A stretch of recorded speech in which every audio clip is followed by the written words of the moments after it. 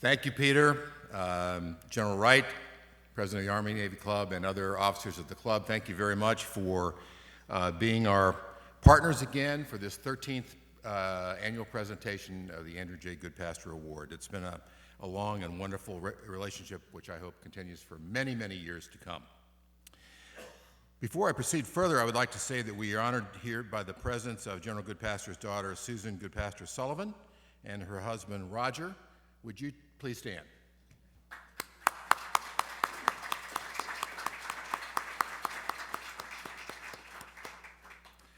I would also like to express my thanks to the Lynde and Harry Bradley Foundation for their sponsorship of this award, and to some of our staff who are here tonight. I'll introduce them one by one, and if you could hold your applause to the end. They're the ones that do the real work, as any of you commanding officers know, and we get the credit. So, Tim Hobart, our Senior Vice President, Executive Director; Seth Nichols, Vice President for Development; Wes Smith, Program Director; Megan Maggi, our Media Production Coordinator; and Alice Norman, our Assistant Director for Development. Would you please all stand?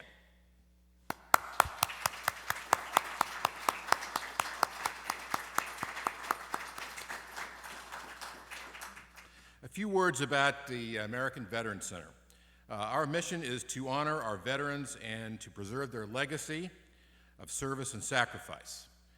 We do this through a wide-ranging field of programs, the largest of which is the National Memorial Day Parade, which just occurred a few weeks ago. We revived that event. It had been dormant since 1942, and in 2005 we revived it, and it's become a huge event here in Washington, D.C., attracting hundreds of thousands of people, and is now nationally televised. And we're very, very proud of that. Our annual conference and youth leadership forum is held annually in October or November at the National Archives. This has become, in large part, a leadership conference for our future military leaders. So we typically have 300 or so cadets and midshipmen from representing all the military academies and the military colleges, such as the Citadel and many ROTC units. So that's become, it's a growing activity. We moved to the archives just a year ago to expand our capacity. And that's ended by an event called a Salute to American Valor, which is the only nationally televised awards program for the U.S. military, which is held at the Omni Shoreham. So, and that's also nationally televised. We have an ongoing oral history program. That's kind of our bread and butter. We interviewed General McMaster before his presentation earlier this evening. We do these practically on a daily basis, trying to capture as many stories of veterans as we can, focusing particularly on World War II veterans, given the silent artillery of time, as Lincoln said, and the urgency of getting their stories on record.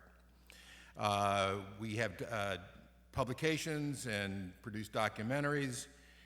We have an education curriculum on World War II, another one for high school students on the military,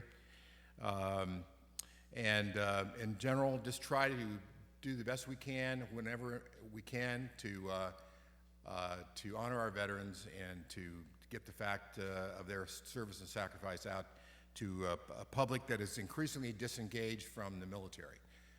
Only a couple of % are directly connected with the military now, and you expand that to families, it's a few more %, but it's much different than it was 15, 20, 30 years ago, when a much larger percentage of the population was engaged with the military. So we try to make that connection and stress the importance of the military in a free society. Before we introduce our honoree, I would like to say a few words about the Goodpaster Award namesake. General Goodpaster was a special individual to all of us at the American Veterans Center. From 1997 to 2004, he was the keynote speaker at our annual conference, a role which he relished because of the large number of high school and college students who were in attendance. Despite his distinguished record spanning many decades, General Goodpaster was always a man of the present and the future. He reminded the students at the conference that World War II was won largely by young soldiers airmen, sailors, and Marines not much older than they, that freedom had to be defended anew in every generation, and that since the attack on September 11, 2001, America has been involved in another world war, much different from World War II, but equally threatening, and that it was a challenge of their generation to win it. I've been in Washington for 40 years plus, and I know it to be a very factionalized city, no time more so than today, and General Goodpaster rose above that all too toxic environment. He was that rare individual who was esteemed by people all across the political and economic spectrum. He embodied many qualities that we think of as virtues: courage, loyalty, generosity, discipline, modesty, diligence among them. His was a truly remarkable life. He was a graduate of the United States Military Academy, a highly decorated and badly wounded battalion commander in World War II. He held master's and doctorate degrees from Princeton University.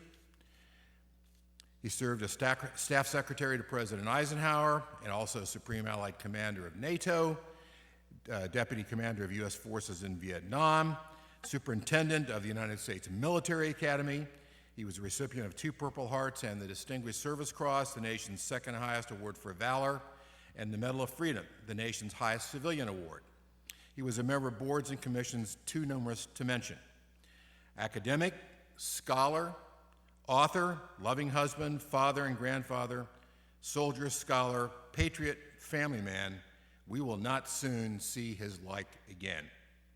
I thank you for being here tonight to honor General Goodpaster's memory and to honor the worthy recipient of the award that is named after him. One of the young people 14 years ago that General Goodpaster influenced is Tim Hobart, now our Senior Vice President at the American Veterans Center. Tim is the one who originated the idea of the Goodpaster Award, lecture, and prize. The prize is worth $5,000, and I think it's appropriate that Tim introduce this year's awardee. Please welcome Mr. Tim Hobart.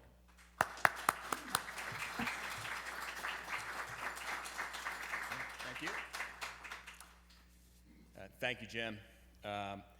On behalf of the American Veterans Center, I'm honored to introduce tonight's honoree.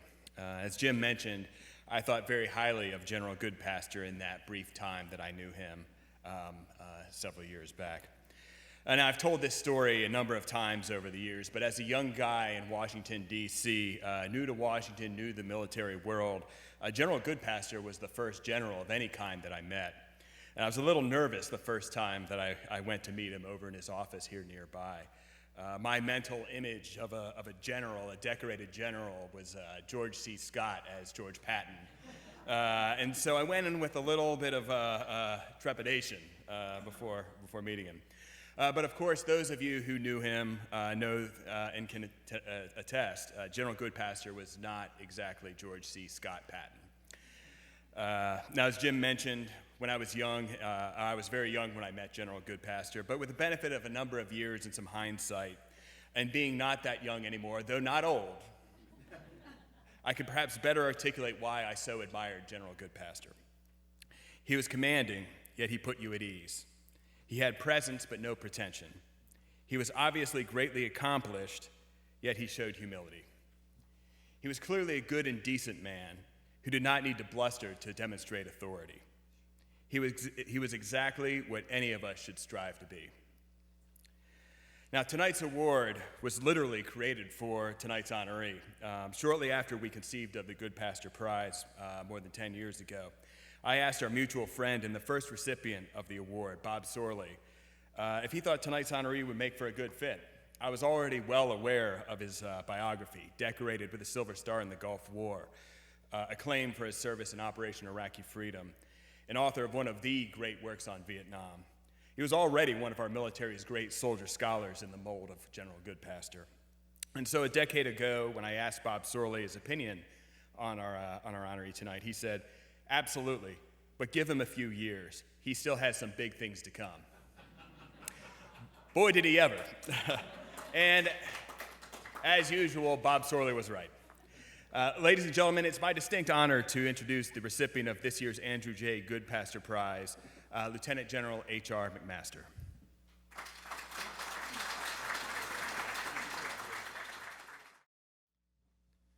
Hey, well, thanks to everybody. It's great to hear Bob Sorley's name. What a great friend he's been to me over the years. And I remember at one point earlier in my career, I had the opportunity maybe to compete for a permanent position at West Point. And he said, Bob Sorley said, I just have one piece of advice for you. He said, don't settle down too early in life. You know?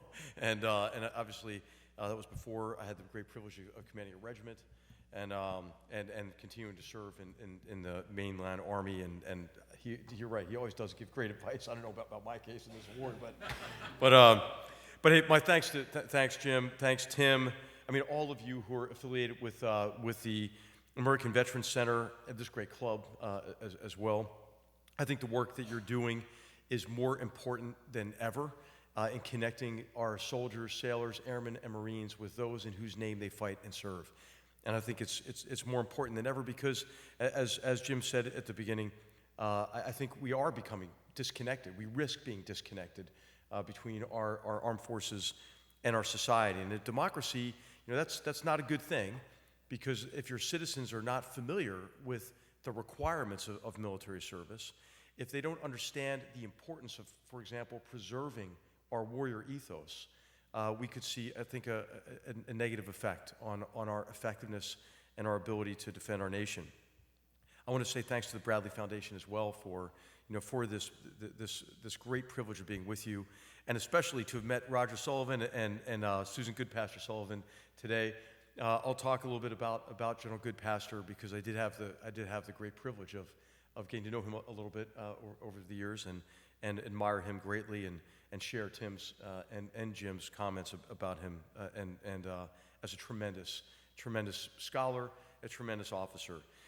General Goodpaster was brought into West Point, I should say, at a time of crisis for the academy, and I remember several years after I graduated, hearing that he had reimposed much higher standards for those who were appointed to the academy. I'm just glad I made it in under the wire before a lot of those improvements and standards kicked in. And I just want to say what a tremendous honor it is to be with you and to receive an award named for someone whom I admire tremendously. And I first got to know General Goodpaster during my plebe year at West Point from 1980 to 1981. He was superintendent at the time. And it was toward the end of his tour of duty of his distinguished military career, and it was the beginning. It was the beginning of mine. I was 17 years old when I first saw General Goodpaster. I remember reading his biography and marveling that any man could have accomplished so much as a soldier, a statesman, and a scholar. And he did it quietly and humbly. My first impression was that he was the epitome of professionalism, someone to model oneself after. The Academy, as I mentioned, was troubled by a cheating scandal, and it was also overcoming the resistance to the integration of women at West Point. And it took his leadership, his tremendous character, to move West Point through that as well, and to do so, I think, in a very effective way. General Goodpaster provided extraordinary leadership, and as I mentioned, he was an officer to emulate. So then 13 years later, after I first saw General Goodpaster at West Point, I visited him at the Atlantic Council, and I was interviewing him about my dissertation that became the book on the decisions that led to an American war in Vietnam. He was very generous. I think you used the word generous and gracious. And I think he was also surprised about the questions I was asking. He was like, how does this captain know about what happened in this meeting, in July of '65 or whatever? Because I don't think he realized that the archives had been opened. And so I think he was intrigued by that, and our half an hour time slot turned into 2 hours, and he even ordered lunch for me, and it's one of my really fond memories. And he was tremendously insightful, and I'm sure all of you know who knew him, but always a gentleman. And when I asked General Goodpaster if he could assess Secretary of Defense Robert McNamara's role in connection with Vietnam War decision making, he could have used words like maybe arrogance, maybe ignorance, but instead he told me that Mr. McNamara just didn't know what he didn't know. And as I continued my research and writing, I thought that was one of the greatest insights about Robert McNamara. and really the tragedy of having, I think, him in that position of responsibility as he confronted the difficulties associated with Vietnam. So I thought what I might do tonight that I hope will resonate with you is to suggest that we need General Goodpaster's example today more than ever. We need General Goodpaster's example because we are at the end of the beginning of a new era, and we're behind. We're behind because 30 years ago, at the beginning of this new era, we started to lose our competitive edge. Across 3 decades, we did not compete effectively, due in part to a decline of strategic competence and the dissipation of strategic confidence. And that loss of competence and confidence in the post-Cold War period might best be understood as the result of a dramatic swing, a swing in the emotional impetus that underpins American foreign policy and underpinned it across those years. A swing from over-optimism to pessimism and maybe even defeatism. At the end of the Cold War, with the collapse of the Soviet Union, we had reason to be optimistic. That optimism, however, inspired 3 flawed assumptions about the nature of the post-Cold War world. First, the acceptance of Francis Fukuyama's thesis that the West's victory in the Cold War was more than the passing of a particular period of post-war history, but actually the end of history as such. That is, the end point of mankind's ideological evolution and the universalization of Western liberal democracy as the final form of human government. Many assumed that an arc of history guaranteed the primacy of free and open societies over authoritarian and closed societies, and free market capitalism over authoritarian, closed economic systems. Ideological competition was over. Second, old rules of international relations and competition were no longer relevant in what President George H.W. Bush hoped would be a new world order, a world where the rule of law, not the rule of the jungle, governs the conduct of nations. An emerging condominium of nations would vitiate the need to compete. All would work together and through international organizations to solve the world's most pressing problems. Great power competition was a relic of the past. The post-Cold War was unipolar. Russia was in disarray after the collapse of the Soviet Union. China's economic miracle was just beginning, and Chinese Communist Party leaders were still adhering to paramount leader Deng Xiaoping's advice to hide their capabilities and bide their time. Competition, and especially great power competition, was passé. Third, American military prowess demonstrated during the 1991 Persian Gulf War had fundamentally changed the nature of war. America's technological advantages in the areas of surveillance, communications, and precision strike represented a revolution in military affairs that would allow the United States military to achieve, remember this language, full spectrum dominance over any potential enemy. No adversary would have the temerity to challenge a technologically dominant United States military. Military competition was over, and we had won. Those 3 assumptions underpinned American policies and strategies that were over-optimistic. And over-optimism led to hubris, and hubris led to complacency. Hubris, of course, is an ancient Greek term defined as extreme pride that leads to overconfidence and often results in misfortune. In Greek tragedies, the hero vainly attempts to transcend human limits and often ignores warnings that portend a disastrous fate. Consider what President Bill Clinton wrote in the preface of his last national security strategy in December of 2000. As we enter the new millennium, we are blessed to be citizens of a country enjoying record prosperity with no deep divisions at home, no overriding external threats abroad, and history's most powerful military, ready to defend our interests around the world.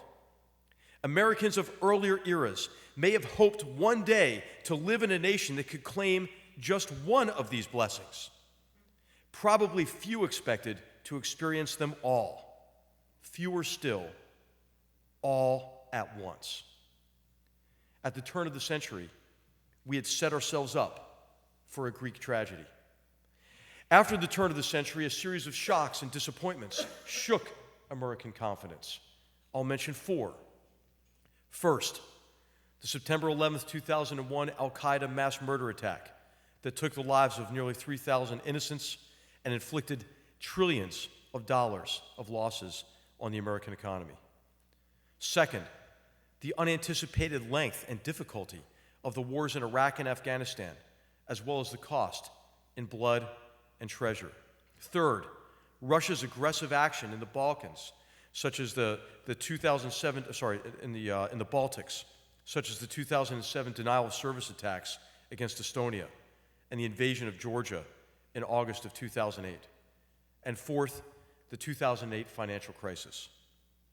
Across the 7 years following the 9/11 attacks, confidence eroded, and then after 2008, gave way to pessimism. Perhaps more than any other factor, President Obama's opposition to the war in Iraq influenced his approach to foreign policy. He viewed the war in Iraq as consistent with, I think, the New Left interpretation of history, an interpretation that views domestic politics through the lens of identity politics, and as a struggle between the people and the establishment. And in foreign policy, the New Left interpretation considers colonialism and so-called Western capitalist imperialism as the primary cause of the world's problems. After his 2016 interview with President Obama in The New Yorker, Jeff Goldberg observed that President Obama consistently invokes what he understands to be America's past failures overseas as a means of checking American self-righteousness. We have a history, President Obama said. We have a history in Iran. We have a history in Indonesia and Central America. So we have to be mindful of our history when we start talking about intervening and understand the source of other people's suspicions.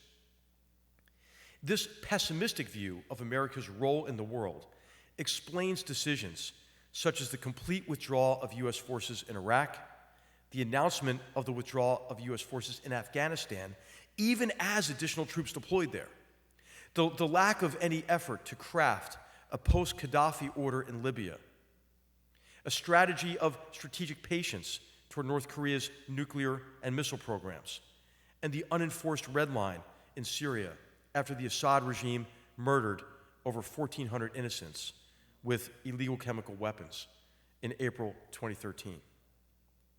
If the over-optimism that animated U.S. foreign policy in the first decade of the Cold War, after the Cold War, contributed to an underappreciation of the risk of actions such as the invasion of Iraq, the pessimism that influenced the Obama administration's approach to foreign policy underappreciated the risk of inaction. From 2008 to 2016, retrenchment was based on a worldview in which U.S. disengagement from complex problems overseas was seen as an unmitigated good. The perception of U.S. retrenchment contributed to the humanitarian and political catastrophe in the greater Middle East, centered on the Syrian civil war, the worsening of the refugee crisis associated with that war, and the spillover of that war to Iraq, the rise of ISIS and the near collapse of Iraq, Iran's expanded efforts to weaponize its network of proxies from Iraq to Yemen to Syria to Lebanon to Gaza, and to place a proxy army on the border of Israel, North Korea's acceleration of its nuclear and missile programs, the strengthening of the Taliban, and the U.S. announced, the precise timetable for withdrawal while trying to negotiate with an enemy that was winning. Russia's annexation of Crimea, invasion of Ukraine, and sustained campaign of political subversion and disinformation against the United States and Europe. And finally, China's accelerated reclamation effort in the South China Sea, militarization of those islands, and increasingly aggressive actions to establish firm control of the Chinese Communist Party internally and to pursue a dominant economic and military position internationally. This is not meant to be a partisan criticism. The swing from over-optimism to pessimism resulted from a phenomenon that afflicts both parties equally. It is what we might call strategic narcissism, the tendency to view the world only in relation to us, to engage in wishful thinking, and to ignore or at least underappreciate the degree of agency and control rivals, adversaries, and enemies have over the future course of events. Strategic narcissism results in strategies based on what the purveyor prefers rather than what the situation demands. So, what might we do? We might invoke General Goodpaster's example to overcome strategic narcissism, compete effectively, rebuild our strategic competence, and restore our strategic confidence. We need General Goodpaster because his wisdom will help us compete more effectively. Across his career, he developed a high degree of strategic competence, a critical skill that is lacking today. In The Direction of War, Hugh Strachan observed that the word strategy has acquired a universality which has robbed it of meaning and left it only with banalities. This is not merely an academic problem. It is a danger. We need General Goodpaster because his example can help us restore our strategic competence in two fundamental ways. First, to restore our long-term view. General Goodpaster, recalling the effort to evaluate competing grand strategic designs for President Eisenhower, the Solarium Project, described the outcome as, quote, forging a single controlling idea that would dominate his administration, such that it was no longer necessary for him then to try to influence every particular decision, every particular action that was taken. Second, to think clearly about complex challenges to national and international security. General Goodpaster framed problems before discussing what to do about them. He always asked questions to invoke what we might call strategic empathy, or a sense of what drives and constrains the other as a corrective to strategic narcissism. He always stressed careful prioritization based on vital interests, as well as the need to match resources to problems in the development of strategy. General Goodpaster emphasized unity of effort and the integration of all elements of national power, as well as with the efforts of like-minded partners under what he called an overall political framework. And General Goodpaster recognized the interactive nature of strategy and the need to assess efforts and adapt to what are bound to be unanticipated developments. And finally, we need General Goodpaster to help us regain strategic confidence. Confidence in democratic principles, confidence in our democratic institutions and processes, and confidence in our free market capitalist system and in our economic future. That confidence will also derive in part from a restoration of some degree of nonpartisan policy consensus. General Goodpaster was a true professional who served with distinction across administrations of both political parties. And he helped forge a nonpartisan understanding of America's role in the world on a commission of that name in the 1980s, and the Commission on America's National Interests in the 1990s. A restoration of a common understanding of America's role in the world is vital if we are to avoid swings from over-optimism to pessimism and restore our ability to develop and implement long-term strategies to address the greatest challenges to national and international security. And we might draw on General Goodpaster's example to restore confidence in who we are, our common identity as Americans, and our common identity across the free and open societies of the world. His career of selfless service and his role in strengthening the NATO alliance can inspire us as we confront revisionist powers who are trying to diminish our confidence, polarize our societies, and pit us against each other. They want to weaken the West from within, and they want to break the transatlantic alliance that has proven essential to preventing great power conflict for over 7 decades. Finally, we might work to improve our ability to compete, rebuild our confidence, restore our confidence. We can all contribute to improving our understanding of contemporary and emerging challenges to national and international security, and to the opportunities to which that will present themselves to us.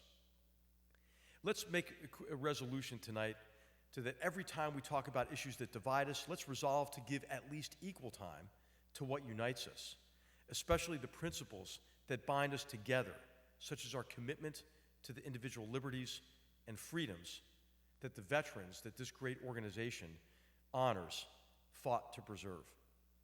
And while keeping in mind the importance of self-criticism, we might emphasize, as you do in your education programs, the nobility of our American experiment in democracy and liberty.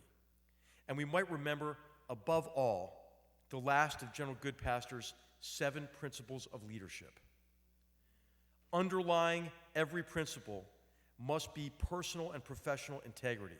Have the courage of your convictions. Be intellectually honest. Don't place demands on others that you would not be willing to accept yourself. I'm optimistic. I'm optimistic because coming here tonight feels like I'm coming back into family. Some of the officers with whom I've served over the years are here. I'm optimistic because my son-in-law, Captain Robinson, is here. He's a great officer, most recently of the 75th Ranger Regiment, with my daughter Colleen, who is expecting our first 2 grandchildren in a couple of months. So thank me for welcoming me into your family and to be with family here tonight. Thank you for the great honor of receiving an award that bears the name of someone for whom I have tremendous respect. Thank you so much.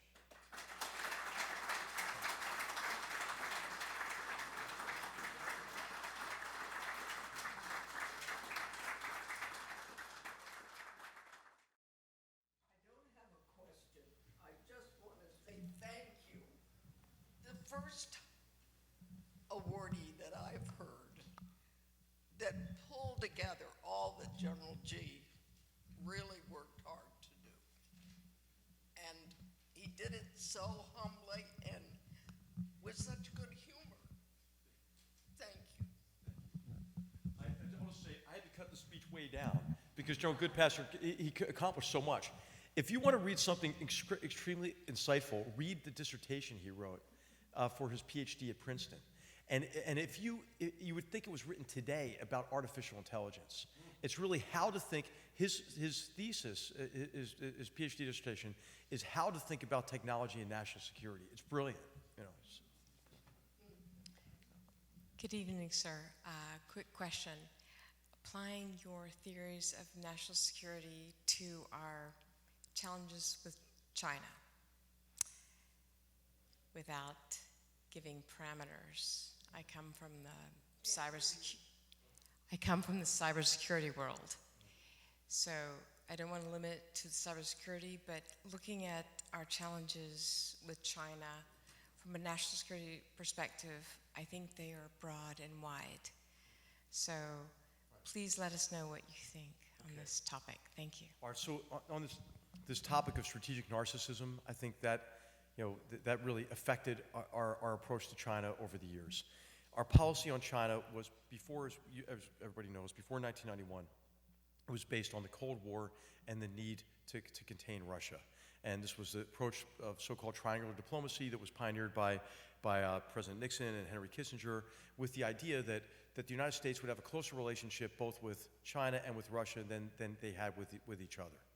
After 1991, our policy toward China was based mainly on the belief that China, once welcomed into the international community, international trade and economic protocols, would play by the rules and would prosper.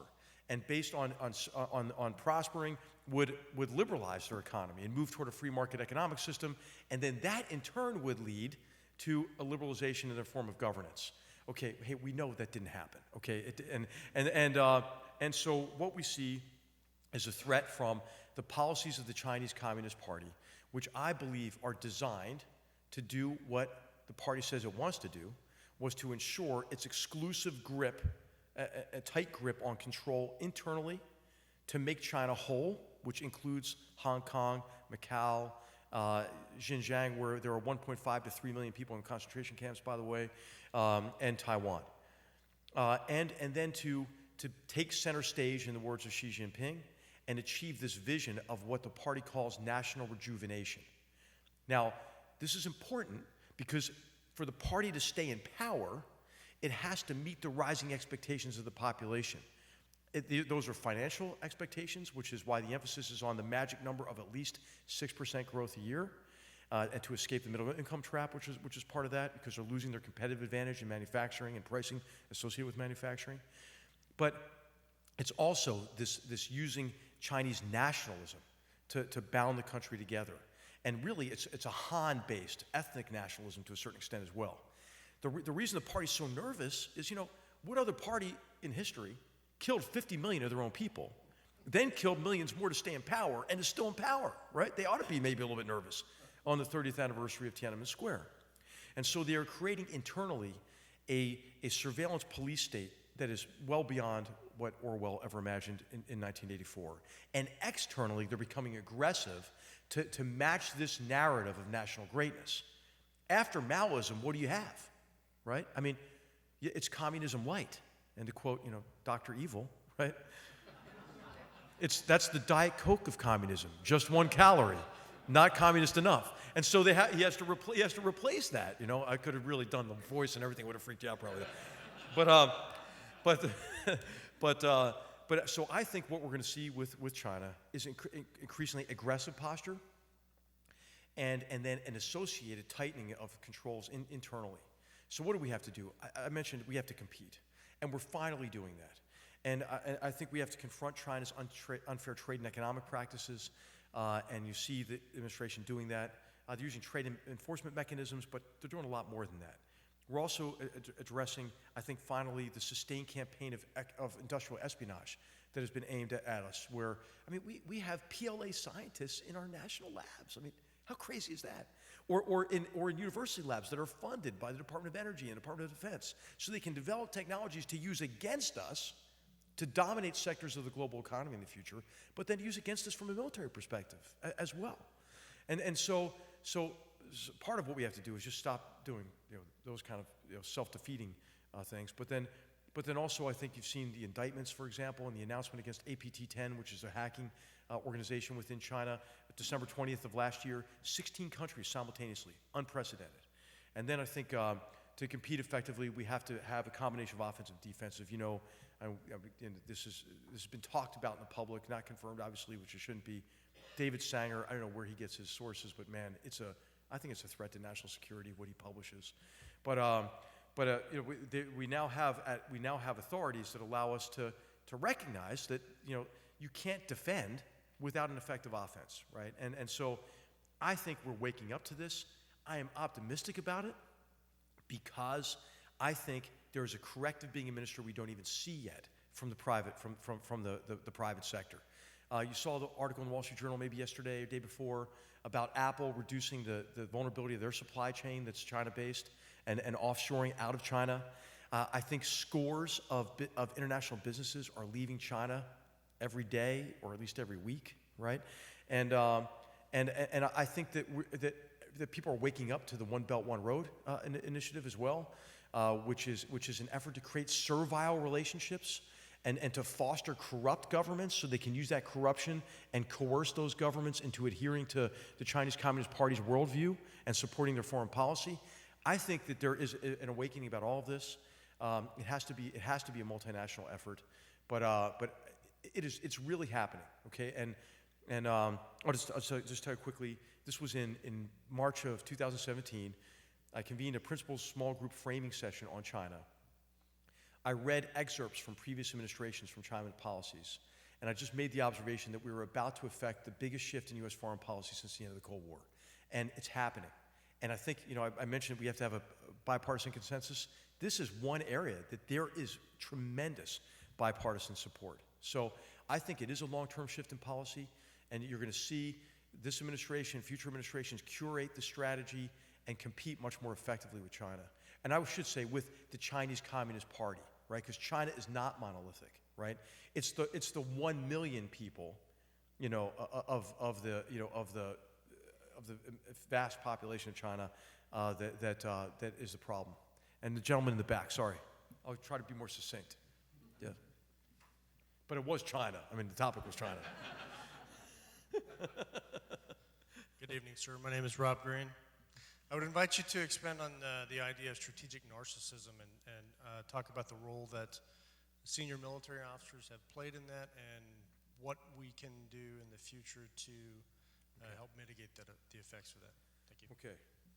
Yeah, and this is, again, the tendency to define the world in relation to us and what we would prefer to do.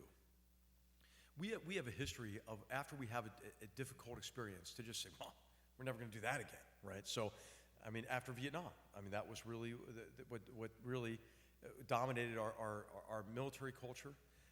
We focused back on Russia in the Cold War for good reasons, right? And again, one of the harbingers of future warfare was the 1973 war, and great heroes of mine like General Don Starry and others studied that war to understand what the implications were for conventional warfighting, and effected a renaissance in our Army in the 70s and 80s. It gave me this tremendous gift as a 1984 graduate of this extraordinary Army that those leaders had built. But also built into our institutional culture was a belief, hey, we're not going to do insurgency. We just don't do that anymore. And there's a great long essay by Conrad Crane. I'm sure many of you know him. He's a great historian at the Military Heritage Education Center. I always mess that up. At Carlisle. Army Heritage and Education Center, I think. He wrote a great pamphlet, a long essay called Avoiding Vietnam. And he's also said more recently, we have never been able to never do it again. And so what I'm concerned about is that whereas we did acknowledge the return of great power competition, the National Security Strategy of December 2017, highly readable, page-turning. I recommend it for the beach this summer. What we also acknowledge is the continuation of transnational threats. The transnational threats associated with jihadist terrorist organizations, I think, are greater today than they were on September 10th, 2001. And the reason I think that is because remember who executed those mass murders against us? It was the so-called Afghan alumni, the Afghan alumni who had fought in the Mujahideen in the resistance against the Soviet occupation, supported by us, Saudi Arabia, and Pakistan's ISI. The ISIS and Al-Qaeda alumni are now orders of magnitude much greater than the Afghan alumni, and so are Shia militias and insurgent groups that have been recruited and trained by the Islamic Revolutionary Guards Corps of Iran.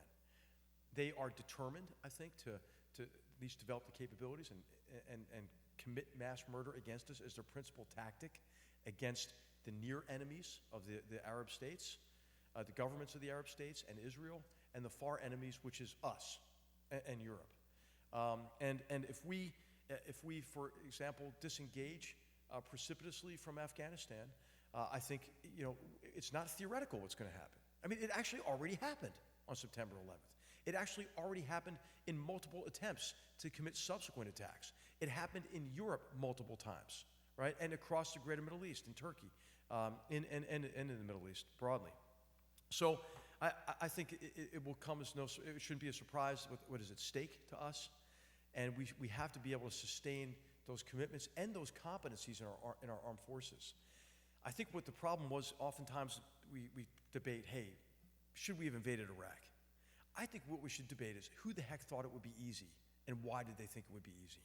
And why wasn't there due consideration to what it would take to consolidate military gains into that sustainable outcome, the broad political framework that General Goodpaster writes about. So I think we're at risk of saying, God, man, Iraq and Afghanistan, there's super long wars, really hard. Let's just not do that again, and we'll look at the great power competition aspect of our deterrent capability and warfighting capability as almost an emotional cathartic that allow us to leave those wars behind.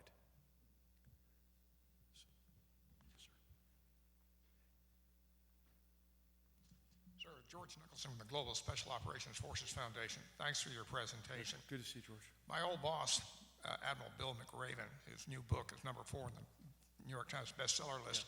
One of his favorite expressions was, you can surge forces, but you can't surge trust. And he goes back to a litany of our partners and allies in the past that we've turned our backs on. Your comments about the importance of maintaining the trust of our partners and allies. Yeah. Well, first of all, I mean, there are a few people I admire more than Admiral Craven. I mean, what an awesome leader who once said, and I don't think he'll mind me quoting him, because my son-in-law will like this in particular. We invited him to actually hand out the trophy at the best Ranger competition at Fort Benning, which is an awesome competition. And so, I mean, I think he really felt good about being, Navy SEAL, given the Ranger Award. And he asked the question, he goes, why were Rangers invented? And then the answer he gave is that so SEALs could look up to somebody. He was obviously playing to the crowd. He was playing to the crowd. But I think your comment is dead on. You can't surge trust. And what we see is a lack of trust and confidence in the United States' ability to execute a long-term strategy. And so I'll just keep it at the strategic level rather than the tactical level. You see this in the Middle East in particular, right? And this is why, for example, Russia is getting a free ride for enabling Iran in Syria and across the greater Middle East. Because the Arab governments, and Israel too, they're hedging, right? Well, what if the U.S. withdraws again from the Middle East, right? And really, if you remember in the Obama administration, Vice President Biden calls up President Obama and says, thank you for allowing me to end this goddamn war. Now, think about that from the lens of strategic narcissism. That you believe the wars end when you leave, right? Of course, that doesn't happen, right? The movie doesn't end when you walk out of the theater. And so there's a belief that we'll disengage again. The president, of course, didn't help this when he said, hey, we're going to come out of Afghanistan and Syria, right? So there's not a faith in our ability to sustain commitments over time. What President Putin is doing is taking advantage of this. Just to give you one example, I call this Putin's Potemkin peace plan for the Middle East. So, and essentially what he's saying to everybody is, hey, in exchange for keeping Assad in power after the Syrian civil war and guaranteeing Russia's interest in a post-civil war Syria, hey, we'll work over time, don't worry, to diminish Iranian influence in Syria. Okay, of course, Assad can't rely less on Iranian influence, and he relies much more on Iran than he does on Russia to begin with. But when I would ask some of our partners in the region, why are you buying S-400 missiles? Right? I mean, why are you not imposing costs on Russia for enabling Iran, which you say, and we agree, is continuing to fuel the cycle of sectarian violence across the region, is engaged in an effort to keep the Arab world perpetually weak, to pursue their hegemonic designs in the region? I mean, the Iranians, they really believe this weird blending of Marxism, Leninism, and 12-verse Shiism, and so I think that we have to be able to sustain long-term strategies, or else we won't have the trust and confidence. And if there's a vacuum of trust, others are going to move into that. And I think that's what Russia has done in the Middle East and even more broadly. Ladies and gentlemen, excuse me, there's time for one more question. Okay, there's a gentleman right here.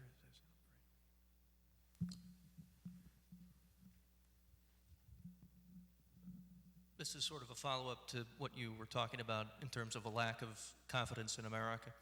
I think that might have something to do with the lack of articulation of a grand national security strategy. I remember my hero, and many folks I'm sure in this room share the same hero. Ronald Reagan told Dick Allen, "We win, they lose." Why can't we have something like that for today's challenges? Yeah. Well, I would point you to the December 2017 National Security Strategy. I honestly believe it's all there, right? It talks, in the very front of it, it says that America has been a force for good in the world. It also acknowledges, as General Goodpaster would often point out, that you can't have a mismatch, right? You know, the so-called Lippmann gap, but you know, the mismatch between resources and objectives.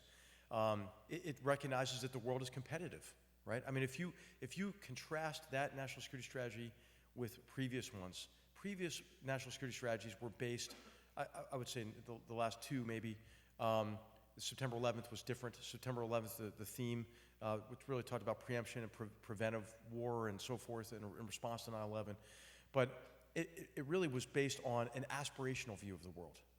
And I would say that if you want to read, you know, really a great exercise in sort of studying strategic narcissism is to read any foreign affairs article on what America's role in the world is. If you go back to the last issues in which this is a theme, I mean, it is as if the world is uncontested, right? And that there has been this great condominium, and we can just work, you know, benignly within international organizations, which are somehow going to have our best interests, instead of themselves, as they are, being competitive spaces. There's an essay in one of these foreign affairs articles in which the author said, what America has to understand is, America has to lead. America doesn't have to win, right? Well, this presupposes that Russia, the Chinese Communist Party, you know, that Al-Qaeda, you know, they're all just they're just waiting for us to lead them. Iran, right? And so I think that the national security strategy does it. I think it really does it. And I think, of course, what's important is the follow through. One of the areas of emphasis for me was to develop integrated strategies about our first order national security priorities. Again, prioritization that General Goodpaster emphasized. We identified 16 first order national security priorities. 10 were regional. It was 9 initially, then 10, and then 6 were functional.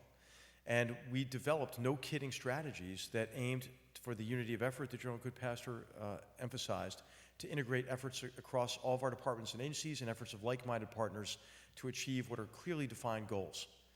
So, what should our goal be for example, in Iran?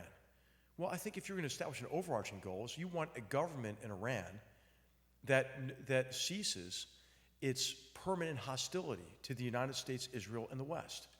There are more specific objectives associated with that: blocking all paths to a nuclear weapon, drying up resources for the Islamic Revolutionary Guards Corps.